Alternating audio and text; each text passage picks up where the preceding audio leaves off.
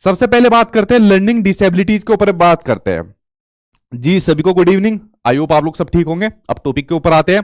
देखिए सबसे पहले बात करते हैं लर्निंग डिसेबिलिटीज के बारे में। अब असल में आपके सीटेट के सिलेबस में एक पूरा चैप्टर है लर्निंग का यानी अधिगम का, जिसमें आपको लर्निंग से संबंधित क्वेश्चन आते हैं, लर्निंग को प्रभावित करने वाले कारक आते हैं, और कभी रेयर चांस होता है लर्निंग से संबंधित जो मनोवैज्ञानिक होते हैं उनके बारे में पूछ लिया जाता है। और उसी का एक छोटा सा पार्ट है आपका लर्निंग डिसेबिलिटी, जहां से क्वेश्चन आपके एग्जाम में आते हैं।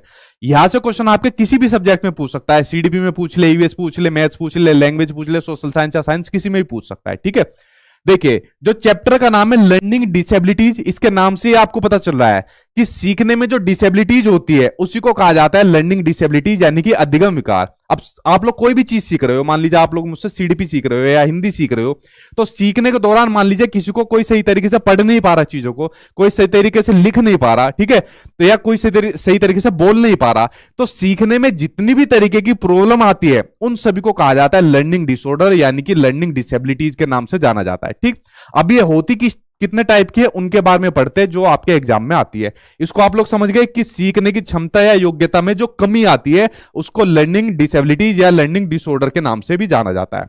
अब देखिए पहला होता है इसमें आपका डिसलेक्सिया। ठीक, और मेरे ख्याल से सीटेट के इतिहास में सबसे ज्यादा यही पूछा गया है, वैसे सभी पूछे जाते हैं लेकिन ये कुछ ज्यादा पूछा गया है। डिसलेक्सिया होता है आपका पढ़ने से संबंधित विकार। अब देखिए बच्चा जब कोई भी चीज को पढ़ता है या आप लोग भी किसी चीज को पढ़ते हैं, तो पढ़ने में अगर किसी को प्रॉब्लम फेस आ रही है, कोई फ्लुएंटली नहीं पढ़ पा रहा, कोई सही तरीके से क्रम वाइज नहीं पढ़ पा रहा या चीजों को उल्टा सीधा पढ़ रहा है, तो पढ़ने से संबंधित ए टू जेड जितने भी विकार होंगे उसको कहा जाएगा आपका डिसलेक्सिया कहा जाएगा। क्या कहा जाएगा? डिसलेक्सिया कहा जाएगा, जिसमें बच्चा पढ़ने में प्रॉब्लम फेस करता है, ये होता है आपका डिसलेक्सिया। दूसरा नाम है आपका डिसग्राफिया। तो डिसग्राफिया होता है आपका लिखने से संबंधित विकार। अच्छा देखिए मैं आपको साथ साथ कुछ ट्रिक भी बताते जाता हूं। अब देखिए डिसग्राफिया में क्या आ रहा है? ग्राफ आ रहा है, और ग्राफ पर क्या काम किया जाता है? ग्राफ पर लिखा जाता है। तो लिखने से संबंधित जितने भी विकार हो जाएंगे, बच्चा सही से नहीं लिख पा रहा है, ठीक है, या उल्टा चीजों को लिख रहा है, या बच्चा बी को डी लिख देता है, जैसे सीटेट में पूछा गया है ना, बच्चा सो को वॉज लिख देता है, तो लिखने से संबंधित जितने भी विकार हो जाएंगे उसको कहा जाएगा आपका डिसग्राफिया कहा जाएगा। इसको ग्राफ से समझ सकते हो कि ग्राफ पर क्या काम किया जाता है, ग्राफ पर लिखा जाता है। ठीक, तो दो विकार हो गए, डिसलेक्सिया और आपका डिसग्राफिया। आगे देखते हैं, अगला विकार आपका डिसकैलकुलिया। अब देखिए डिसकैलकुलिया के अंदर क्या साउंड आ रही है? कैलकुलिया की। कैलकुलिया की मतलब कैलकुलेटर की साउंड आ रही है। अब कैलकुलेटर पर क्या काम किया जाता है? कैलकुलेटर पर कैलकुलेशन की जाती है। तो इससे सिंपल सी ट्रिक से आपको समझना है कि डिसकैलकुलिया के अंदर आपका मैथ से संबंधित, कैलकुलेशन से संबंधित जितनी भी प्रॉब्लम होती है ए टू जेड, वो सभी होती है आपकी डिसकैलकुलिया होती है। क्या होती है? डिसकैलकुलिया। इसमें ट्रिक से याद कर सकते हो, कैलकुलिया मींस कैलकुलेटर, तो इस तरीके से आपको याद हो जाएगा। डिसलेक्सिया हो गया, डिसग्राफिया हो गया, डिसकैलकुलिया हो गया। अगला देखते हैं अगला कौन सा विकार है। अगला विकार आपको दिया हुआ है डिसमोर्फिया। अब देखिए डिसमोर्फिया के अंदर क्या आ रहा है? मोर। अब इससे आप लोग समझना, डिसमोर्फिया के अंदर क्या आ रहा है? मोर। अब मान लीजिए एक बच्चों को मोर दिखा और उसी को थोड़ी देर बाद एक मुर्गा दिखा, ठीक है, लेकिन बच्चा इन दोनों की जो फिजिकल जो शेप है उसमें डिफरेंस पैदा नहीं कर पा रहा। बच्चा मुर्गे को भी मोर कहता है और मोर को मुर्गा कहता है, मतलब उनकी शारीरिक बनावट के आधार पर बच्चा भ्रम की स्थिति में जा रहा है, कंफ्यूज हो रहा है बच्चा। तो जब शारीरिक बनावट के आधार पर बच्चा भ्रम की स्थिति में चला जाए, कंफ्यूज हो जाए, तो वो हो जाता है आपका डिसमोर्फिया हो जाएगा आपका। और डिसमोर्फिया के अंदर आपका क्या आ रहा है? मोर। तो मोर और मुर्गा से इस ट्रिक से आप लोग याद कर लेना, जब बच्चा मोर और मुर्गा दोनों को एक जैसा समझना शुरू कर देता है, ये हो जाएगा आपका डिसमोर्फिया हो जाएगा। ये कुछ ट्रिक है, इन ट्रिक के माध्यम से आपको कभी भूल नहीं पाओगे इन सबको, ठीक है। चलिए आगे देखते हैं अगला कौन सा विकार है। डिसमोर्फिया के बाद बात करते हैं डिसफेजिया। अब देखिए फेजिया के अंदर क्या आ रहा है? ये होता है आपका भाषा से संबंधित विकार, जब कम्युनिकेट नहीं कर पाता बच्चा सही से। डिसफेजिया के अंदर आ रहा है फेज, यानी फंस गया बच्चा, यानी बोलते टाइम बच्चा फंस गया। और जैसे मान लीजिए कोई बच्चा है, ठीक है, मान लीजिए छोटी बच्ची है, इसको अपने पापा से मम्मी से बात करनी है, तो इसको बहुत सारी चीजें कहनी है, ठीक, बहुत सारी चीजें कहनी है, बहुत सारे अपने विचारों को अव्यक्त करना है, लेकिन कह नहीं पा रही है। क्यों? क्योंकि भाषा से संबंधित विकार है, सही तरीके से अपने विचारों को अव्यक्त नहीं कर पा रही है। तो जब ये बोलते टाइम फंस रही है, अपने विचारों को अव्यक्त नहीं कर पा रही है, तो हो जाएगा आपका डिसफेजिया हो जाएगा, यानी भाषा से संबंधित आपका विचार हो जाएगा, जब बच्चा कम्युनिकेट सही तरीके से नहीं कर पा रहा। 5 विकार हो गए। अगला विकार आपका डिस्प्रेक्सिया। डिस्प्रेक्सिया होता है आपका शारीरिक कौशल से संबंधित विकार, जब बच्चा अपनी आंखों का और हाथों का कॉन्टैक्ट सही तरीके से नहीं बना पाता। अब देखिए आप लोग सिंपल से एक काम करना, जैसे मेरे हाथ में पेन है, अब मैंने इसको उछाला और मैंने पकड़ लिया, आप लोग भी पकड़ सकते हो, शायद कोई इससे छूट भी जाएगा लेकिन दोबारा में पकड़ लेगा, ठीक है। जैसा आज इंडिया और पाकिस्तान का मैच है और मैं जाके देखूंगा, आप लोग भी देखना, तो जब बॉल को कैच पकड़ते हैं तो प्लेयर आराम से कैच पकड़ लेता है। अगर कोई छोड़ देगा तो, लेकिन 2-3 बार अगर वो दोबारा बॉल दी जाएगी तो पकड़ जरूर लेगा। लेकिन अगर बच्चा कई बार में भी नहीं पकड़ पा रहा, अगर बच्चा बॉल आ रही है तो हाथ उसका यहां पर है और देख यहां पर रहा है, यानी अपनी आंखों का और अपने हाथों का कांटेक्ट नहीं कर पा रहा, आपस में तालमेल नहीं बना पा रहा, माइंड मसल्स कांटेक्ट नहीं बना पा रहा, तो आपका डिस्प्रेक्सिया हो जाएगा। ठीक है, क्या हो जाएगा? आपका डिस्प्रेक्सिया हो जाएगा, शारीरिक कौशल से संबंधित विकार, कि अगर उसकी तरफ को बॉल फेंकी तो हाथ इधर कर रहा है और देख बॉल की तरफ रहा है। ठीक है, तो ये हो जाएगा आपका डिस्प्रेक्सिया हो जाएगा। 6 समझ गए आप लोग? आगे देखते हैं। अगला विकार है आपका डिस्थीमिया। अब देखिए इस पूरे चैप्टर की बेसिकली थीम क्या निकल कर आ रही है, ये मैं आपको एक ट्रिक बता रहा हूं। ठीक, इस पूरे चैप्टर की जो आपकी थीम निकल कर आ रही है वो तनाव से संबंधित थीम निकल कर आ रही है। ठीक है, अगर मान लीजिए किसी बच्चों को डिसऑर्डर हो जाएंगे तो बच्चा तनाव में ही रहेगा। ठीक है, सही तरीके से किसी चीज को सीख नहीं पाएगा। तो बेसिकली डिस्थीमिया होता है आपका तनाव से संबंधित विकार। ये छोटे बच्चों में क्या, बड़े बच्चों में भी होता है, आप लोगों के अंदर भी है। ठीक है, कि हमको जॉब लेना है, अपने फ्यूचर को सिक्योर करना है, तो तनाव के दौर से आप लोग गुजर रहे हो। लेकिन इतना तनाव नहीं है कि आप इसके आदी हो जाओ या आप डिप्रेशन में चले जाओ, वो नहीं है आपका। ठीक, तो डिस्थीमिया हो जाएगा आपका तनाव से संबंधित विकार। तो फ्रेंड्स, ये 7 वो महत्वपूर्ण विकार थे जो मैंने आपको बताए और जो सीटेट के एग्जाम में कभी इनसे बाहर नहीं गया। इन्हीं 7 विकार से आपके एग्जाम में आज तक सीटेट में क्वेश्चन आए हैं और आगे भी क्वेश्चन यही से आपके पूछे जाएंगे। तो 7 विकार आपको बताए, 7 आई होप आप लोगों की समझ में आ गए होंगे, ट्रिक से भी बताए। लेकिन लर्निंग डिसऑर्डर के अंदर मैंने अपनी तरफ से कुछ और डिसऑर्डर लिए हैं जो इस बार आपके सीटेट के एग्जाम में ऑनलाइन में काफी पूछे गए थे और आई थिंक इनका प्रचलन आपका सीटेट के 2018-19 पेपर से काफी शुरू हो गया है। यहां से भी क्वेश्चन आपके एग्जाम में आता है। जैसे एक आपको देखने को मिलता है जो डिसऑर्डर है जिसका नाम है ADHD, आजकल काफी चल रहा है, खासकर टीचिंग एग्जाम में बहुत चल रहा है। ठीक है, ADHD जिसकी कई बार फुल फॉर्म भी पूछ ली जाती है, इसका मतलब होता है आपका अटेंशन डेफिसिट हाइपरएक्टिविटी डिसऑर्डर। ये होता है आपका ADHD की फुल फॉर्म होती है। अब देखिए इसमें क्या होता है, इसमें बच्चा एक चीज पर अपना ध्यान केंद्रित नहीं कर पाता। इसके नाम से पता चला ना, अटेंशन डेफिसिट, यानी अटेंशन की कमी होती है। जैसे आप लोग अभी कुछ वीडियो देख रहे हैं, कुछ लोग का ध्यान यहां पर नहीं है, कमेंट बॉक्स में ध्यान लगाकर रिप्लाई दे रहे हैं, और पूजा जी कैसे हो आप, ठीक है क्या काम कर रही हो आप, इस तरीके से कमेंट कर रहे हैं यहां पर। लेकिन ये विकार नहीं है। अगर मैंने कहा भाई ध्यान से पढ़ लो वरना ब्लॉक मार दूंगा, ध्यान से पढ़ लो वरना आपका जॉब नहीं मिलेगी, तो आपका ध्यान लग जाएगा, तो ये आपका डिसऑर्डर नहीं है। लेकिन अगर कोई बच्चा प्रॉपर्ली ध्यान नहीं लगा पा रहा, कितना भी उसको प्रैक्टिस करा ली, सब चीज करा ली, ध्यान नहीं लगा पा रहा, तो उसके अंदर आपको ये विकार देखने को मिलेगा। और दूसरी टर्म होती है इसमें हाइपर एक्टिव, यानी बच्चा बहुत हाइपर एक्टिव मिलेगा। जैसे कुछ बच्चे होते हैं जैसे कमेंट के अंदर अपना आंसर देते हैं, बहुत जल्दी जल्दी आंसर देते हैं, अपने एक ही क्वेश्चन को पूछना है उसको बहुत जल्दी जल्दी कॉपी करते हैं। छोटे बच्चे के हाथ में आपने रिमोट फोन दे दिया, उसके सारे बटन एकदम बहुत जल्दी चला देंगे, बहुत हाइपर एक्टिव वो देखने को मिलेंगे। अगर ये पेन उनके हाथ में दे दिया ना, पता नहीं इससे ऐसे करके पूरे को मतलब इतनी जल्दी जल्दी चलाएंगे। ठीक है, तो हाइपर एक्टिव रहते हैं बहुत ज्यादा। तो आप लोग समझ गए, ADHD का मतलब अटेंशन डेफिसिट, यानी अटेंशन की कमी होती है, अटेंशन का अवधान होता है, और हाइपर एक्टिव होते हैं बहुत ज्यादा, अति सक्रिय होते हैं बहुत ज्यादा। ठीक, तो इसमें बच्चा एक चीज पर ध्यान केंद्रित नहीं कर पाता और बहुत ज्यादा हाइपर एक्टिव होता है। ये होता है आपका ADHD। ठीक, इसको आप लोग यहां तक समझ गए, आगे देखते हैं। अब देखिए, अब बात करते हैं एक एक्ट की जो सीटेट के अंदर आपका बहुत पूछा जा रहा है, और ये जो एक्ट है इसको आप लोगों को ध्यान से समझना है पूरे एक्ट को। ठीक, हाँ जी, हाँ लाइक डाल दो। ठीक है, देखिए इस एक्ट को आपको ध्यान से पढ़ना है। इस एक्ट का नाम है आपका RPWD act, right of person with disability. ठीक है, यानी जो डिसेबिलिटी वाले लोग हैं, जो दिव्यांग लोग हैं, उनके कुछ अधिकारों की बात करता है। और वो बात कौन करता है? वो बात करता है ये वाला एक्ट कि right of person with disability act. अब सीटेट के अंदर बहुत सारे क्वेश्चन आपके इस एक्ट से पूछे गए। मैंने कहा ना 2018-19 से ये पैटर्न चेंज हुआ और RPWD एक्ट से काफी क्वेश्चन आपके सीटेट के एग्जाम में आए। अब देखिए इस एक्ट के बारे में थोड़ा ध्यान से समझिए, यहां से क्वेश्चन जरूर आना है आपका। RPWD की मैंने आपको बता दी कि right of person with disability act, यानी जो दिव्यांग लोग हैं, जो डिसेबिलिटीज वाले लोग हैं, उनके क्या क्या अधिकार दिए गए, इस एक्ट की बात करता है ये, जो आपका 2016 में संसद द्वारा पारित हो गया था। सीटेट के एग्जाम में खाली यही पूछ लिया कि संसद द्वारा हाल ही में कौन सा एक्ट दिव्यांगों के लिए लागू हुआ था, तो सीधा नाम है RPWD एक्ट। ठीक, ऑनलाइन पेपर में आपका पूछा गया था, जो भी आपका दिसंबर के अंदर हुए थे। ठीक, तो संसद द्वारा जो ये पारित हुआ था 2016 में, इस एक्ट को पारित किया गया था, right of person with disability act को। अब इस एक्ट को आपको पूरा पढ़ने की जरूरत नहीं है, बेसिकली पूरा 37 पेज का ये पूरा एक्ट है। 37 पेज का एक पूरा डॉक्यूमेंट है। इसके अंदर जो जो डिसेबिलिटी से संबंधित लोग हैं या इन विकार से संबंधित लोग हैं, जो दिव्यांग लोग हैं, इस एक्ट के अंदर उनके अधिकार की बात की गई है, उनके शिक्षा की बात की गई है, उनसे संबंधित जितने भी पहलू होने चाहिए, उनके अधिकार होने चाहिए, उन सभी का जो विवरण है इस एक्ट के अंदर दिया गया है। तो 37 पेज की इस पीडीएफ को पढ़ने की जरूरत नहीं है। जितनी भी चीज मैं अभी आपको इसके बारे में बता रहा हूं इसको कर लेना, यही से क्वेश्चन आपके सीटेट के एग्जाम में आता है। ठीक, अब देखिए जो आरपीडब्ल्यूडी एक्ट है ये पहले 1995 में आया था, लेकिन इसके स्थान पर आपका आरपीडब्ल्यूडी एक्ट 2016 लाया गया। ये इसका संशोधित रूप लाया गया, मॉडिफाई लाया गया।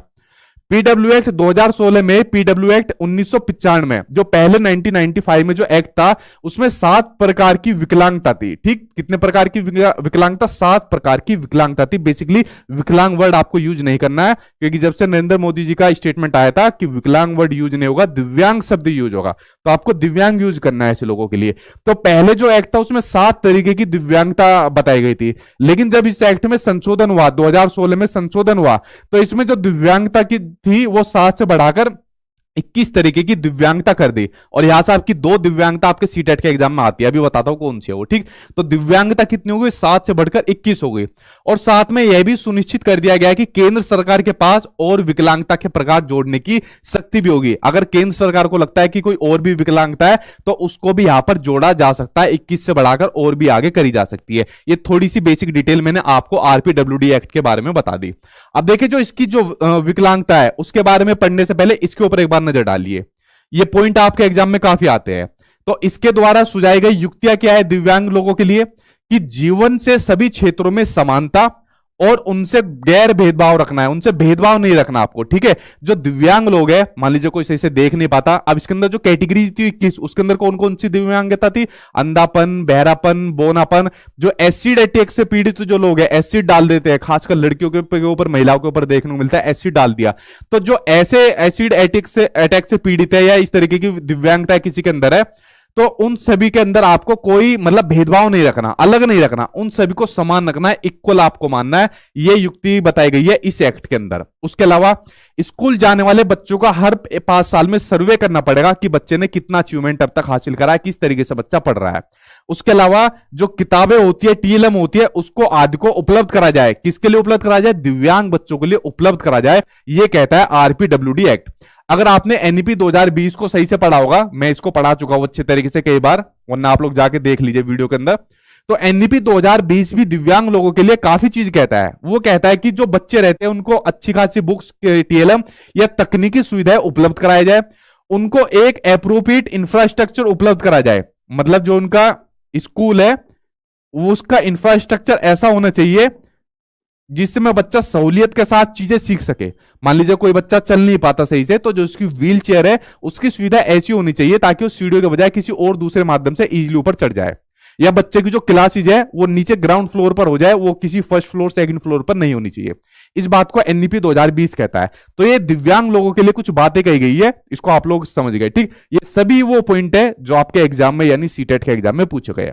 अब देखिए जो आरपीडब्ल्यूडी एक्ट है उसमें 21 प्रकार की दिव्यांगता बताई गई है। 21 आपको नहीं पढ़नी, जैसे अंधापन, बहरापन, बोनापन, एसिड अटैक से पीड़ित, या फिर सही से मतलब जो आपकी और डिसेबिलिटीज होती है, 21 नहीं पढ़नी पूरी, आपको 2 पढ़नी है। उन 2 में एक आपके सामने जो स्क्रीन पर आ गई और जो सीटेट वालों की बड़ी फेवरेट रहती है, ओटिज्म। ओटिज्म का मतलब है सवलीनता, हिंदी में बात करें आत्म केंद्रित। देखिए इसके नाम से पता चला, सवलीनता यानी जो आदमी खुद में लीन रहता है, दूसरों से बहुत कम बात करता है, बहुत कम इंटरेक्ट करता है, क्वेश्चन का आंसर भी बहुत कम देता है, अपनी मस्ती में ही रहता है। ठीक है, ज्यादा दुनियादारी से मतलब नहीं रखता, तो ये होता है आपका ओटिज्म। ठीक, अब इसमें देखिए क्या होता है, सवलीनता वाले का एक एग्जाम्पल आपको दूं। जैसे आपने कॉमेडी नाइट्स विद कपिल देखा होगा, तो उसमें एक बार अक्षय कुमार, अभिषेक बच्चन और जैकी श्रॉफ आए थे। तो उसमें अभिषेक बच्चन बताते हैं कि मतलब जो टाइगर श्रॉफ है वो बहुत लिमिटेड आदमी है, बहुत ही ज्यादा कम बोलते हैं, सवलीन रहते हैं, अपने में लीन रहते हैं। अभिषेक बच्चन ने उनसे पूछा कि ओ टाइगर कैसे हो? अभी उसने कुछ बोला नहीं मुझसे, उसने कहा बस बढ़िया। उसने कहा और क्या कर रहे हो? उसने कहा कुछ नहीं, बस मतलब एक्सरसाइज में कर रहा हूं। उसने कहा और आपकी मतलब कुछ भी चीज पूछा तो मैं बढ़िया हूं। मतलब वो इतना लिमिटेड आदमी है जो टाइगर श्रॉफ है, बहुत ही कम बोलता है और बहुत ही कम अपने विचारों को व्यक्त करता है। फिल्मों में तो खूब बोलता है, लेकिन उसके अंदर संलीनता देखने को नहीं मिलेगी। ठीक है, संलीनता में जो आदमी होता है वो बहुत लिमिटेड हो जाता है, सोसाइटी से बिल्कुल कनेक्ट हो, मतलब कट जाता है सोसाइटी से, और बहुत कम इंटरेक्ट कर पाता है संलीन जो आदमी होता है। और जो उसका व्यवहार होता है ना, उसको बार बार रिपीट करता रहता है। ये सीटेट में बड़ा महत्वपूर्ण है, कई बार पूछा गया है। यानी जो उसका जो व्यवहार होता है उसका बार बार रिपीटेशन करता रहता है अपने व्यवहार का, तो ये पाई जाती है, संलीनता पाई जाती है। ठीक है, जैसे वो टाइगर श्रॉफ बहुत कम रहता है, जैसे पहले टाइम में क्रिस गेल था, बहुत चुपचाप रहता था, अब तो खूब मस्ती इंजॉय करता है वो। ठीक, तो ये होता है आपका संलीन होता है, ऑटिज्म होता है। अब सीटेट में जो सबसे ज्यादा चीज पूछी जाती है वो पूछी जाती है आपकी ये, कि यह दिव्यांगता सामाजिक संचार यानी सोशल कम्युनिकेशन में चुनौतियों का कारण बनती है। सबसे ज्यादा महत्वपूर्ण ये पूछी जाती है ऑटिज्म से संबंधित आपके पेपर में, कि जो सोशल कम्युनिकेशन होता है, जैसे हम लोग आपस में क्या काम कर रहे हैं, कम्युनिकेट कर रहे हैं, आप तो बोल ही नहीं रहे, है ठीक, मतलब जो हम आपस में बोलते हैं, एक दूसरे से, अपने फैमिली से बोलते हैं, टीचर से बोलते हैं, आपस में जो बातचीत करते हैं, ठीक है, उसमें सबसे बड़ी जो प्रॉब्लम बनती है वो बनती है संलीन, क्योंकि ऐसा आदमी बहुत कम बोलता है। जैसा अभी से एक बच्चे ने कुछ भी पूछा, उसने सिंपल ऐसा आंसर दे दिया अपने इशारे से। ठीक है, तो सोशल कम्युनिकेशन में बहुत ज्यादा प्रॉब्लम फेस करता है जो संलीनता वाला बच्चा होता है। संलीन को आप लोग समझ गए, ये पहला विकार है। इसका दूसरा विकार जो इस बार सीटेट के ऑनलाइन एग्जाम में काफी देखने को मिला, जिसका नाम है लोकोमोटर डिसेबिलिटी। लोकोमोटर डिसेबिलिटी के नाम से ही आपको देखने को मिलेगा। तो लोकोमोटर डिसेबिलिटी, जिसको गामक या गतिमान अक्षमता कहते हैं, जो ये अक्षमता होती है, डिसेबिलिटी होती है, ये आपकी शरीर से जुड़ी हुई होती है। यानी जिसमें जो मसल्स होते हैं, हमारे शरीर जो होता है वो सही तरीके से काम नहीं करता, सही तरीके से चल नहीं पाता, ये होती है आपकी लोकोमोटर डिसेबिलिटी, यानी जो आपके शरीर से जुड़ा हुआ विकार होता है आपको। अगर इसमें क्या होता है, बच्चा सही से चल नहीं पाता, कूद नहीं पाता, हाथ में कोई वस्तु पकड़ नहीं पाता, जैसे मैंने पेन पकड़ा हुआ है, तो इसमें बच्चा इसको भी सही तरीके से नहीं पकड़ पाएगा। ठीक है, तो ये सभी क्या है, आपके लोकोमोटर डिसेबिलिटीज के बारे में बातें दी गई है। ठीक है, तो जिसमें बच्चा, जैसे मान लीजिए कोई बच्चा सही से चल नहीं पा रहा है, ठीक है, जैसे बच्चा सही से चल नहीं पा रहा है, तो शरीर से जुड़े हुए जितनी भी चीज हो जाएगी जिसमें बच्चा अपने मसल्स का यूज नहीं कर पा रहा होगा, वो आपकी लोकोमोटर डिसेबिलिटीज हो जाएगी। ठीक, इस पॉइंट को आप लोग समझ गए। तो फ्रेंड्स, अधिगम विकार या अधिगम अक्षमता पढ़ने के बाद अब आपको कुछ नए पॉइंट पढ़ने हैं जो अधिगम अक्षमता वाले बच्चों के पढ़ाई में उपयोगी होते हैं। आपके सिलेबस में नया जो है पॉइंट एक ऐड कर दिया गया है, यहाँ पे देख सकते हैं, शिक्षण अधिगम सामग्री, यानी कि टीचिंग लर्निंग मटेरियल। ऐसी सामग्री जिससे जो है अधिगम अक्षमता वाले बच्चे पढ़ व सुन व देख पाते हैं, उसे ही दोस्तों कहते हैं शिक्षण अधिगम सामग्री, और इसका प्रयोग सामान्य बच्चों के अध्ययन के लिए भी आपका किया जाता है। तो फ्रेंड्स, आइए आपका पढ़ते हैं शिक्षण अधिगम सामग्री के बारे में। सबसे पहला पॉइंट है इसके बारे में आपका, शिक्षण प्रक्रिया को सरल, रोचक, आकर्षक बनाने के लिए जिन साधनों या माध्यमों का आपका प्रयोग किया जाता है उन्हें शिक्षण अधिगम सामग्री कहते हैं। इनसे प्रभावशाली, रुचिकर एवं अस्थायी अधिगम होता है। कैसा अधिगम होता है आपका, तो प्रभावशाली अधिगम होता है, रुचिकर होता है और अस्थायी अधिगम आपका होता है। इनसे कठिन एवं भूतकाल की घटनाओं को आसानी से स्पष्ट किया जा सकता है। इनसे समय की बचत भी आपकी होती है। शिक्षण अधिगम सामग्री के प्रकार, टाइप्स ऑफ TLM, यानी कि इसके कितने प्रकार होते हैं, कौन कौन सी ऐसी सामग्रियाँ होती हैं, इसके बारे में आपको पढ़ना है। अब देखिए, इंद्रियों के आधार पर इसे आपका 3 भागों में बांटा गया, यानी 3 प्रकार की आपकी सामग्री होती है इंद्रियों के आधार पर। पहली होती है आपकी श्रव्य सहायक सामग्री, यानी कि ऑडियो लर्निंग मटेरियल। तो ऐसे अधिगम विकार वाले जो छात्र होते हैं या जो विकलांग होते हैं, वो अगर देख नहीं सकते हैं तो क्या करते हैं, उनके लिए श्रव्य सहायक सामग्री उनके लिए उपयोग की जाती है। इस प्रकार की सामग्री से बच्चे सुनकर ज्ञान को अर्जित करते हैं। इसके उदाहरण हैं रेडियो, टेप रिकॉर्डर, ग्रामोफोन, चलचित्र इत्यादि। तो यहाँ देख सकते हैं आपका रेडियो, आपका टेप रिकॉर्डर, ग्रामोफोन, लिंगोफोन ये होता था पुराने ज़माने में, और भाषा प्रयोगशाला, यानी भाषा प्रयोगशाला में भाषा प्रयोग के अधिक से अधिक मौके बच्चों को दिए जाते हैं, जिससे उनकी भाषा बेहतर हो जाती है।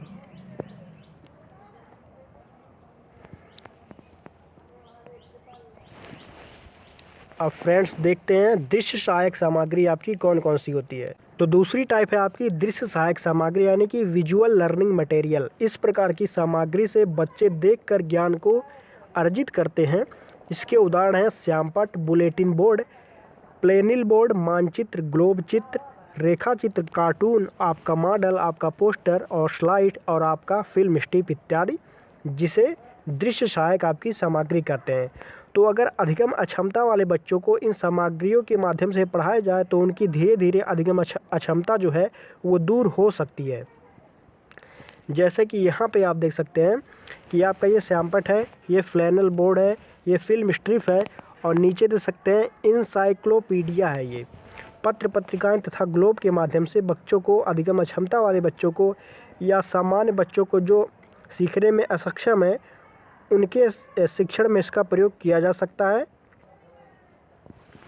अब तीसरा देखिए, यहाँ पे नीचे आपका दिया हुआ है श्रव्य दृश्य सहायक सामग्री यानी ऑडियो विजुअल लर्निंग मटेरियल।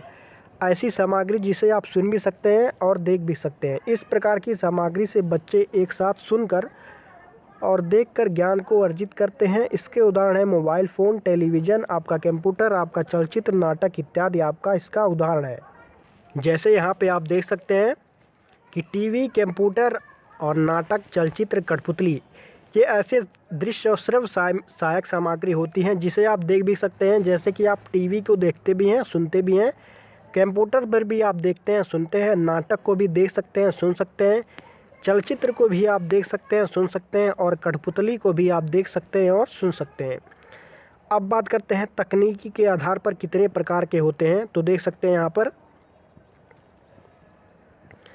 तकनीक के आधार पर आपका दो प्रकार का होता है। पहला होता है कठोर उपागम यानी हार्डवेयर अप्रोच, दूसरा होता है मृदु उपागम यानी सॉफ्टवेयर अप्रोच। तीसरा होता है परिक्षेपण के आधार पर आपका प्रक्षेपी सामग्री यानी कि प्रोजेक्टिव मटेरियल। जिन चीज़ों के प्रदर्शन के लिए मशीनों की ज़रूरत होती है वे प्रक्षेपी सामग्री आपकी होती हैं। जैसे कि slide, film strip, overhead projector इत्यादि आपकी प्रक्षेपी सामग्री या प्रोजेक्टिव मटेरियल सामग्री आपकी होती हैं, जिन्हें अधिगम अक्षमता वाले बच्चों के शिक्षण में प्रयोग किया जा सकता है। दूसरा है आपका अप्रक्षेपी सामग्री यानी कि नॉन प्रोजेक्टिव मटेरियल। जिन चीज़ों के प्रदर्शन के लिए मशीनों की ज़रूरत नहीं होती है उसे अप्रक्षेपी सामग्री होती है, जैसे श्यामपट्ट, चार्ट, पाठ्यपुस्तक इत्यादि। अब एनसीईआरटी क्या मानती है उसको देखते हैं। तो एनसीईआरटी के अनुसार देख सकते हैं कि आपका ग्राफिक चित्र होता है, कॉमिक्स, कार्टून इत्यादि आपका होता है। तो फ्रेंड्स, आई होप समझ गए होंगे अधिगम अक्षमता कितने प्रकार की होती है और इसको सही करने के लिए कौन कौन सी सामग्रियों का प्रयोग किया जाता है। तो दूसरी टाइप है आपकी दृश्य सहायक सामग्री यानी कि विजुअल लर्निंग मटेरियल। इस प्रकार की सामग्री से बच्चे देखकर ज्ञान को अर्जित करते हैं। इसके उदाहरण हैं श्यामपट्ट, बुलेटिन बोर्ड, प्लेनिल बोर्ड, मानचित्र, ग्लोब चित्र, रेखा चित्र, कार्टून, आपका मॉडल, आपका पोस्टर और स्लाइड और आपका फिल्म स्ट्रिप इत्यादि, जिसे दृश्य सहायक आपकी सामग्री कहते हैं। तो अगर अधिगम अक्षमता वाले बच्चों को इन सामग्रियों के माध्यम से पढ़ाया जाए तो उनकी धीरे धीरे अधिगम अक्षमता जो है वो दूर हो सकती है। जैसे कि यहाँ पे आप देख सकते हैं कि आपका ये श्यामपट्ट है, ये फ्लैनल बोर्ड है, ये फिल्म स्ट्रिप है और नीचे देख सकते हैं इंसाइक्लोपीडिया है। ये पत्र पत्रिकाएं तथा ग्लोब के माध्यम से बच्चों को, अधिगम अक्षमता वाले बच्चों को या सामान्य बच्चों को जो सीखने में असक्षम है, उनके शिक्षण में इसका प्रयोग किया जा सकता है। अब तीसरा देखिए, यहाँ पे नीचे आपका दिया हुआ है श्रव्य दृश्य सहायक सामग्री यानी ऑडियो विजुअल लर्निंग मटेरियल। ऐसी सामग्री जिसे आप सुन भी सकते हैं और देख भी सकते हैं। इस प्रकार की सामग्री से बच्चे एक साथ सुनकर और देखकर ज्ञान को अर्जित करते हैं। इसके उदाहरण है मोबाइल फ़ोन, टेलीविज़न, आपका कंप्यूटर, आपका चलचित्र, नाटक इत्यादि आपका इसका उदाहरण है। मिलते हैं अन्य वीडियो में। धन्यवाद।